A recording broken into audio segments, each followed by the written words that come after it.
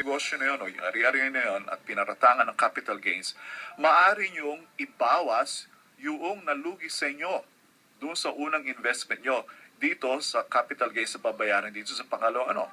Hindi ba napakaganda nun? Nandito tayo ngayon sa pang-apat na prioridad. And the next one is, of course, diversification. Never put all your eggs in one basket because you know what? If the basket drops, you're going to lose all the eggs. So don't believe in a good deal. Always spread it out in different areas. When interest rates go up, different things are good. When interest rates go up, things like term deposits, GICs will pay you a better return. When interest rates are low, well, you'll not be buying those kind of investments for sure. So always diversify, buy different asset classes.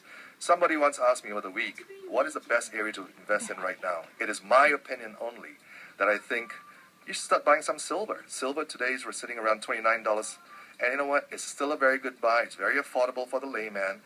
And if you do your research, you'll take a look and see the projection of where these markets are going. Tulad, kumbaga, ang prioridad ng inyong investment ay diversification o kumbaga, huwag nyo lang ilagay ang inyong pera sa isang negosyo, sa isang stock o sa isang share. Ikalat nyo para kumbaga, spread nyo ang risk sa karino. Kung malugi lang ang isa, hindi naman lahat mahuhulog. And of course, make sure that you choose the right investments. Like I said, age is a big criteria.